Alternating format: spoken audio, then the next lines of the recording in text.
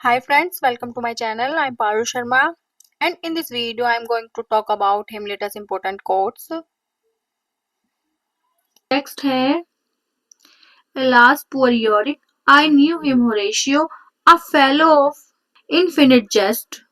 ये जो लाइन है ये लाइन बोली है हेमलेट ने होरेशियो से ओफिलिया की डेथ के बाद। जब हेमलेट ग्रेवयार्ड में जाता है तो जो क्राउन ग्रेव डिगर है वो एक कब्र खोद रहे हैं। वो नहीं जानते वो जो कब्र खोद रहे हैं वो किसकी खोद रहे हैं। तो वो खुशी खुशी उस कब्र को खोद रहे हैं, उसमें से बहुत पुरानी पुरानी हड्डियों को निकाल कर बाहर फेंक रहे हैं, उसमें से एक वो पुरानी खोपड़ी भी फेंकते हैं और हेमलेट को बताते हैं कि ये जो खोपड़ी है ये खोपड़ी किंग के पुराने जेस्टर योरिक की है। तब हेमलेट उसे हाथ में लेता है और बोलता है बेचारा योरिक, मैं इसे जानता था, वह कोर्ट का जेस्टर था। वो अपने फ्रेंड को बताता है कि जब वह छोटा था तो जो योरिक था उसे अपनी पीठ पर घुमाता था, उसके साथ खेलता था। वो बहुत ही मजाकिया था, क्रिएटिव था, काइंड था। इस प्ले की जो सेटिंग है, इस प्ले की सेटिंग उस टाइम की है जब ग्रेव जो होती थी वो परमानेंट नहीं होती थी। जब बॉडी जो होती थी वो डिकम्पोज हो जाती थी। डिकम्पोज होने के बाद उसकी जो हड्डियां बचती थी उन्हें निकालकर कहीं और पर शिफ्ट कर दिया जाता था या फिर उन्हें जला दिया जाता था। इसीलिए इस प्ले में भी जो पुरानी कब्र है उन्हें खोदकर वहां पर जगह बनाई जा रही है। तो तब योरिक का जो स्कल है वो निकलता है। नेक्स्ट लाइन है If it be now, tea is not to come. If it be not to come, it will be now. If it be not now, yet it will come. The redness is all. ये हिमलेट ने बोला है act 5 scene 2 में। ये lines बोली है हिमलेट ने Horatio से। जब होरेशियो हिमलेट को लिएटस के साथ कॉम्बैट के लिए मना करता है कि वो एल्सिनोर में लिएटस के साथ कॉम्बैट करने के लिए ना जाए, क्योंकि हो सकता है वहां पर क्लाउडियस ने हिमलेट के लिए कोई चाल चल रखी हो और जिसकी वजह से हेमलेट की डेथ हो जाए। तो होरेशियो हेमलेट को समझाता है कि वो वहां पर ना जाए।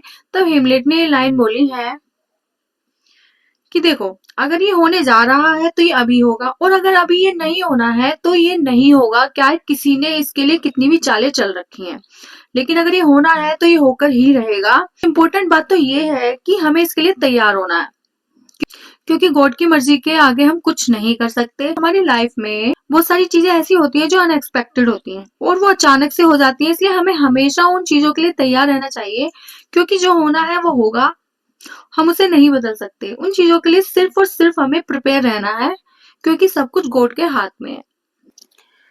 नेक्स्ट है द रेस्ट इज साइलेंस, जो बोला है हेमलेट ने एक्ट 5 सीन 2 में। ये एक्चुअली क्या है कि हेमलेट के फाइनल डाइंग वर्ड्स हैं जो उसने बोले हैं मरने से पहले होरेशियो से, और ये जो फ्रेज है उसकी अलग अलग इंटरप्रिटेशन है। ये कैरी करता है multiple layers of meaning like acceptance of death, the futility of death, या फिर एंडिंग ऑफ द प्ले, जो बता रहा है कि जो प्ले है वो एंड होने वाला है। यहाँ पर जो शेक्सपियर है, शेक्सपियर ने बहुत ही कम शब्दों में बहुत सारी बातें कहने की कोशिश की है। यहाँ पर रेस्ट और साइलेंस के लिए रेस्ट का जो मीनिंग है वो आराम भी हो सकता है या फिर बचा हुआ बाकी सभी भी हो सकता है। हम देख सकते हैं कि जो हेमलेट है उसने एंटायर प्ले में मोर्टेलिटी और ह्यूमन कंडीशन पर बहुत ज्यादा विचार किया है, लेकिन बाद में उसने इन सभी का ये भी कंक्लूजन निकाला है कि अल्टीमेटली बाकी सभी मौन है, जो रेस्ट है वो साइलेंस है। हेमलेट को जो शब्द है वो डेथ के बाद मिलने वाले रेस्ट का एहसास कराते हैं, क्योंकि अब उसने अपने फादर की डेथ का बदला ले लिया है, तो अब मरने के बाद वो आराम कर सकेगा। अब वो और पीड़ित नहीं होगा, अब वो विक्टिम नहीं होगा, उसके सारे दुख खत्म हो जाएंगे, क्योंकि अब डेथ के बाद ना उसका कोई सपना है, ना कोई बदला है, ना कोई दर्द है। जिन चीजों ने उसे एंटायर प्ले में परेशान किया था अब वो उसे परेशान नहीं करेंगी और वो अब आराम कर सकेगा। ऐसा हेमलेट को लगता है कि जो डेथ है वो डेथ तो रेस्ट है, क्योंकि एंटायर प्ले में उसने कोई एक्शन तो लिया है नहीं। एक्शन करने की बजाय वो डेथ को प्रायोरिटी देता है, जो इस प्ले का फॉल्ट भी है। एक प्ले का प्रोटोगोनिस्ट जो कि एक प्रिंस भी है, जिसकी ड्यूटी है कि वो अपने किंगडम की भलाई के लिए कुछ करे, कुछ करने की बजाय उसने उल्टे बड़ी बड़ी बातें की हैं। एक्शन की बजाय वो डेथ को प्रायोरिटी देता है, वो सिचुएशन से भागना चाहता है। नेक्स्ट है the lady doth protest too much methinks. ये लाइन गटरूड ने हेमलेट से एक्ट 3 सीन 2 में बोली है। जब हेमलेट विजिटिंग एक्टर्स का जो ग्रुप आता है उनसे एक प्ले परफॉर्म करने के लिए कहता है जिसमें किंग का मर्डर उसका भाई कर देता है। जब ये प्ले स्टार्ट होता है तो उस प्ले में जो किंग है वो अपनी क्वीन से कहता है कि तुम मेरे मरने के बाद दूसरी शादी कर लेना। तब जो प्लेयर क्वीन है वो कहती है कि केवल वो ही वुमेन दूसरी शादी करती हैं जिन्होंने अपने पति की हत्या खुद की हो, और किंग से वो शपथ लेती है कि वे किंग के बाद किसी से भी शादी नहीं करेगी। इसके बाद हेमलेट अपनी माँ के पास जाता है और अपनी माँ से पूछता है कि वो इस बारे में क्या सोचती हैं। तब क्वीन गर्ट्रूड इस बात पर कमेंट करती है कि मुझे लगता है कि ये जो प्लेयर क्वीन है ये कुछ ज्यादा ही किंग की बातों का विरोध कर रही है, मतलब ये कुछ ज्यादा ही प्रोटेस्ट कर रही है। बेसिकली ये जो लाइन है the lady doth protest too much methinks, ये लाइन तब यूज की जाती है जब कोई व्यक्ति किसी काम को करने की इच्छा को इतनी जोर देकर नकारता है, कहता है कि मैं ये बिल्कुल नहीं करूंगा, जिससे कि आसपास के जो लोग हैं उन्हें शक हो जाता है कि एक्चुअल में सीक्रेटली इस काम को करेगा। एक्चुअल में जो हेमलेट की मदर गटरूड है वो इस बात से बिल्कुल अनअवेयर है कि ये जो यहाँ पर प्लेयर क्वीन का कैरेक्टर है वो खुद उसी पर बेस्ड है। उसका ये सुपरफिशियल सा दिखने वाला जो कमेंट है वो उसके पहले पति के प्रति उसकी जो लॉयलिटी है, उसकी श्रद्धा की कमी को एक्सपोज कर देता है, क्योंकि किंग हेमलेट जब जिंदा थे तो उसने भी उनके सामने ऐसी ही कस्में खाई होंगी, लेकिन जस्ट आफ्टर हिज डेथ तो उसने उनके भाई से शादी कर ली। कोट नंबर 25 है, Now might I do it Pat now, he's up praying, and now I'll do it and he goes to heaven। ये बोला है हिमलेट ने एक्ट 3 सीन 3 में। ये फेमस वाला लिखी है हिमलेट की। जब हिमलेट अपनी मदर गर्ट्रूड से मिलने के लिए चैपल से होकर जाता है तो वो चैपल में क्या देखता है कि जो किंग क्लाउडियस है वो प्रेयर कर रहा है घुटनों पर बैठकर। तब हिमलेट उसे मारने के लिए चुपके से चैपल में घुस जाता है और अपनी तलवार निकालता है, लेकिन वो उसे नहीं मारता और कहता है कि मैं चाहूँ तो मैं इसे भी मार सकता हूँ, लेकिन मैं इसे नहीं मारूंगा क्योंकि ये भी प्रेयर कर रहा है, और अगर मैं इसे प्रेयर करते हुए मारूंगा तो मरने के बाद इसे हेवन मिलेगा जो कि मैं नहीं चाहता, इसीलिए मैं इसे अभी नहीं मारूंगा। ऑल्दो क्लाउडियस को मारने से हेमलेट को छुटकारा मिल जाएगा, लेकिन हेमलेट उसे अभी नहीं मारना चाहता क्योंकि हेमलेट ये नहीं चाहता कि मरने के बाद इसे हेवन मिले और इसे अपने पाप से मुक्ति मिल जाए, इसलिए हेमलेट उसे नहीं मारता। नेक्स्ट है there is a special providence in the fall of a sparrow. ये बोला है हेमलेट ने होरेशियो के लिए।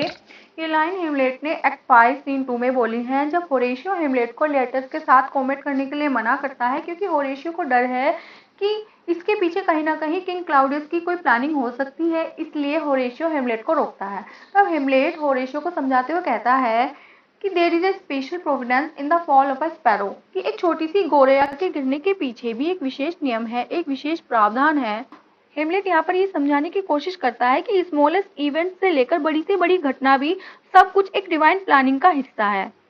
यहाँ पर हेमलेट कहता है कि बेशक एक छोटी सी चिड़िया गोरैया का गिरना हमारे लिए छोटी सी बात हो सकती है, लेकिन उसके पीछे भी उस ईश्वर का एक विशेष नियम है। हेमलेट होरेशियो से कहता है कि संसार में होने वाली छोटी से लेकर बड़ी घटना हर कुछ ईश्वर के अकॉर्डिंग होता है, इसमें हम कुछ भी नहीं कर सकते और उनके होने के पीछे कोई ना कोई कारण होता है, इसलिए होरेशियो जो होना है वो होकर ही रहेगा, उसमें हम कुछ भी नहीं कर सकते। तो सोचो हमारे साथ जो भी होगा उसके पीछे उस गॉड की कोई ना कोई प्लानिंग होगी। अगर मेरी डेथ होनी है तो वो होकर ही रहेगी, और अगर मेरी डेथ नहीं होनी है तो उसमें क्लाउडियस भी कुछ नहीं कर सकता है। नेक्स्ट है Sweets to the sweet farewell. I hoped thou should have been my Hamlet's wife. I thought thy bride bed to have decked, sweet maid, and not have strewed thy grave. ये Gertrude ने बोला है Ophelia के लिए। Ophelia के funeral पर Gertrude Ophelia की death पर बहुत ही दुखी है। उसे इस बात का भी बहुत दुख है कि ओफिलिया जो है उसके बेटे हेमलेट के लिए बहुत ही सुटेबल वाइफ हो सकती थी। तो वो कहती है sweets to the sweet farewell, प्यारी सी लड़की के लिए प्यारी सी विदाई। I hope thou should have been my Hamlet's wife, मुझे आशा थी कि तुम मेरे हेमलेट की वाइफ बनोगी। I thought thy bride bed to have decked, और तुम्हारा ब्राइट बेड सजेगा, ना कि तुम्हारी ग्रेव पर फूल बिखरे होंगे। नेक्स्ट है O God I could be bounded in a nutshell and count myself a king of infinite space. ये बोला है हिमलेट ने रोजनक्रांट एंड गिल्डस्टर्न से। यहाँ पर हिमलेट कहता है कि मैं तो खुद को एक छोटे से नटशेल के अंदर भी सीमित कर सकता हूँ और खुद को अनंत अंतरिक्ष का राजा मान सकता हूँ। हिमलेट का यहाँ पर मतलब है कि मैं तो एक छोटी सी जगह पर भी अपनी जिंदगी अपना जीवन जी सकता हूँ, मुझे बहुत बड़े किंगडम की कोई जरूरत नहीं है। ये लाइन हेमलेट तब बोलता है जब किंग क्लाउडियस हेमलेट के पास उसके 2 ओल्ड फ्रेंड रोजनक्रांट एंड गिल्डेस्टर्न को उसकी जासूसी करने के लिए भेजते हैं। यहाँ पर रोजनक्रांट हेमलेट से बात करके ये पता लगाने की कोशिश कर रहा है कि क्या हेमलेट के मन में अभी भी थ्रोन को पाने की इच्छा है, लेकिन जो प्रिंस हेमलेट है वो बहुत ही चालाक है और वो जानता है कि वो इन दोनों से जो भी बातें करेगा वो सीधे क्लाउडियस तक पहुंचने वाली हैं। इसीलिए वो उन दोनों को दिखाता है कि वो एम्बिशियस नहीं है और ना ही उसके मन में थ्रोन पाने की कोई इच्छा है। तब हेमलेट इन लाइंस को कहता है कि मैं तो अखरोट के खोल के अंदर भी सीमित होकर खुद को अनंत अंतरिक्ष का राजा मान सकता हूँ। अखरोट का जो छिलका होता है वो एक छोटी सी चीज है। How all occasion do inform against me and spur my dull revenge. ये हेमलेट ने बोला है एक्ट 2 सीन 4 में। ये हेमलेट की सोलिलोक्वी है और हेमलेट यहाँ पर कहता है कि कैसे उसके चारों तरफ होने वाली चीजें उसके अगेंस्ट उसे सूचना देती हैं, उसे बताती हैं कि उसने अपना बदला लेने में बहुत ही देरी कर दी है। हेमलेट इस बात पर बहुत ही दुखी है कि उसने अपने फादर किंग हेमलेट के मर्डर का बदला अभी तक नहीं लिया है और यहाँ पर वो अपनी फ्रस्ट्रेशन दिखा रहा है कि उसके आसपास जो भी सर्कमस्टांसेस हैं, जो भी चीजें हैं, वो उससे हमेशा ये एहसास कराती हैं कि वो अपना बदला लेने में असमर्थ है। उसे लगता है कि दुनिया उस पर कमजोर होने और बदला लेने में असमर्थ होने का आरोप लगाती है। Madness in great ones must not unwatched go, ये बोला है किंग क्लाउडियस ने और यहाँ पर किंग क्लाउडियस हेमलेट के पागलपन के बारे में बात कर रहा है। किंग क्लाउडियस कहता है कि जो महान लोग होते हैं उन महान लोगों में पागलपन को हम अनदेखा नहीं कर सकते। यहाँ पर महान लोगों से क्लाउडियस का मतलब है ऐसे व्यक्ति जिनके पास बहुत सारी पावर्स होती हैं, जो ऑर्डिनरी लोगों से बहुत अलग होते हैं और उन पर ऑर्डिनरी लोगों जैसे रूल्स नहीं लगाए जाते। तो यहाँ क्लाउडियस का मतलब है हिमलेट के पागलपन से। जो एक किंग का बेटा है और उसके पास बहुत सारी पावर है, वो ऑर्डिनरी लोगों से बिल्कुल अलग है, तो इसलिए वो कहता है कि हम इसके पागलपन को नजरअंदाज नहीं कर सकते। क्योंकि जो प्रिंस हेमलेट था वो अभी तक सही था, बहुत बड़ी बड़ी बातें करता था और सडनली पागलों की तरह व्यवहार कर रहा है, तो शायद उसके पागल होने के पीछे कोई ना कोई कारण है, इसलिए हम उस चीज को नजरअंदाज नहीं कर सकते, क्लाउडियस कहता है। नेक्स्ट है above all to thine own self with true and it must follow as the night the day who can note than we falls to any man। ये पोलोनियस ने बोला है एक्ट 1 सीन 3 में। ये जो लाइन है ये पोलोनियस ने बोली है लेटस से। तो वो लेटर से कहता है कि अगर आप खुद के लिए सच्चे रहोगे तो ऑटोमेटिकली दूसरों के लिए आप सच्चे हो जाओगे। Be honest with yourself and you will automatically be honest other. अगर तुम खुद के लिए सच्चे रहोगे तो ऑटोमेटिकली आप दूसरों के लिए भी सच्चे हो जाओगे। जैसे दिन रात के बाद आता है, उसी तरह अगर हम खुद के प्रति सच्चे होते हैं तो स्वाभाविक रूप से हम खुद ही दूसरों के लिए सच्चे हो जाएंगे। नेक्स्ट कोट है where love is great the littlest doubts are fear. ये बोला है प्लेयर क्वीन ने माउस ट्रैप प्ले या फिर प्ले विद इन प्ले के अंदर, जो कि हेमलेट के अंदर है। वो कहती है कि जहाँ प्यार गहरा और सच्चा होता है वहां छोटा सा भी अगर डाउट आता है तो वो डर पैदा करता है। छोटे से डाउट से डर लगता है। ये कोट हाईलाइट करता है कि कैसे छोटे से डाउट्स भी किसी रिलेशनशिप में डर पैदा कर सकते हैं। नेक्स्ट है to be or not to be that is the question. ये बोला है प्रिंस हेमलेट ने एक्ट 3 सीन 1 में। नेक्स्ट कोट है to be or not to be that is the question. ये बोला है प्रिंस हेमलेट ने एक्ट 3 सीन 1 में। To be or not to be that is the question, जिसका मतलब है to live or to die. ये हेमलेट की फेमस सोलोलिकी है। ये हेमलेट की सोलोलिकी की फर्स्ट लाइन है। इसे हम ननरी सीन के नाम से भी जानते हैं क्योंकि इस सीन में हेमलेट ओफिलिया को यह कहकर ठुकरा देता है कि उसे ना तो उससे शादी करनी चाहिए ना ही किसी और पुरुष से शादी करनी चाहिए, इसके बजाय उसे ननरी में चले जाना चाहिए। वैसे हेमलेट जब ये बोल रहा होता है तो क्लाउडियस एंड पोलोनियस पीछे छुपकर उसकी बातें सुन रहे होते हैं। हेमलेट यह पूछता है कि वो जीवन से मिलने वाले दर्द को सहन करे या फिर मरकर उन्हें समाप्त कर दे। स्पेशली वो सोचता है कि किसी के दुख को समाप्त करने के लिए, उनसे पीछा छुड़ाने के लिए सुसाइड करना बेहतर है।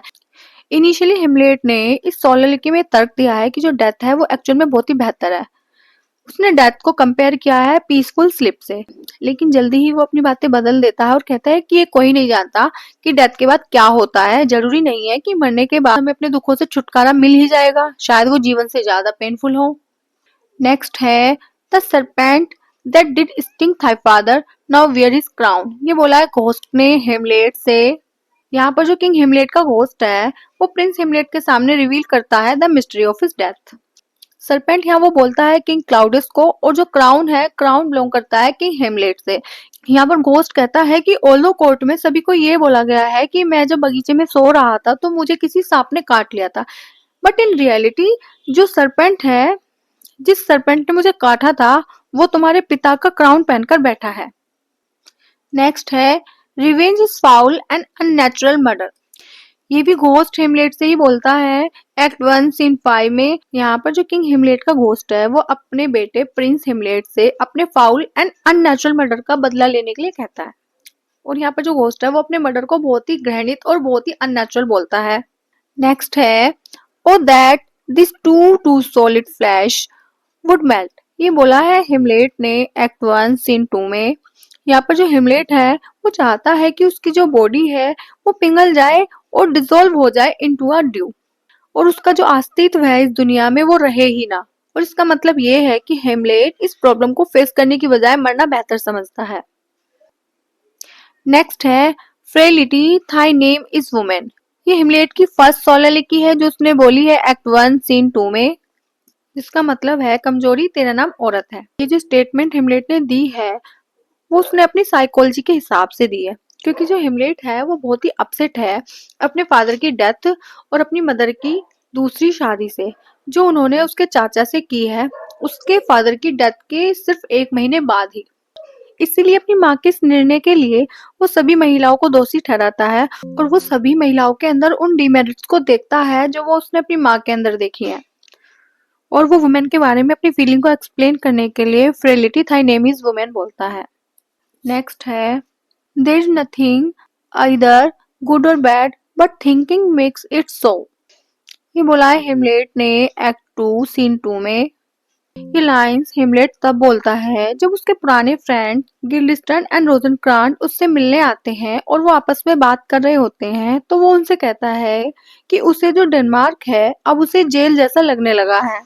लेकिन उसके दोस्त इस बात पर अग्री नहीं करते हैं कि उन्हें डेनमार्क जेल की तरह लग रहा है। तब हिमलेट कहता है कि there is nothing either good or bad but thinking makes it so. इसका मतलब है कि ना तो कुछ अच्छा है और ना ही बुरा है, हमारी सोच उसे ऐसा बनाती है। चीजें ना तो अच्छी होती हैं और ना ही बुरी होती हैं, हमारी जो थॉट्स होती है, हमारी जो परसेप्शंस होते हैं वो उन्हें ऐसा बनाते हैं। कोई चीज अगर किसी एक व्यक्ति के लिए अच्छी है तो वो दूसरे के लिए बुरी हो सकती है। हिमलेट जो कि अपनी फादर की डेथ और अपनी मदर की रीमैरिज से दुखी है, तो उसका अब यहाँ पर मन नहीं लग रहा है और इसलिए उसे वो जगह जेल जैसी लग रही है। लेकिन गिल्डेस्टर्न और रोजनक्रांट जो कि वहाँ हिमलेट से मिलने के लिए आए हैं, उन्हें वहां पर बहुत अच्छा लग रहा है। हमारा लास्ट कोट है neither a borrower nor a lender be for loan of losses both itself and friend, and borrowing dulls the age of husbandry। ये बोला है पोलोनियस ने लेटस से एक्ट 1 सीन 3 में। ये बहुत ही पॉपुलर कोट है जो पोलोनियस अपने बेटे लेटस से कहता है। पोलोनियस यहाँ पर कहता है कि ना तो उधार देने वाले बनो और ना ही उधार लेने वाले बनो, क्योंकि ये जो उधारी की आदत होती है ये अक्सर आपको और आपकी दोस्ती दोनों को ही खो देता है। अगर वह अपने किसी दोस्त को पैसे उधार देता है तो वो देने से कतराएगा और उससे छुपेगा, जिससे उसके पैसे भी गए और उसकी दोस्ती भी गई। और अगर वो किसी से पैसे उधार लेता है तो वो उसका एक फिजूल खर्च बन जाएगा। मतलब पैसे उधार लेने और देने दोनों के अपने अपने अलग अलग नुकसान है। अगर दोस्ती में ये चीजें होती हैं तो इससे दोस्ती खत्म हो जाती है।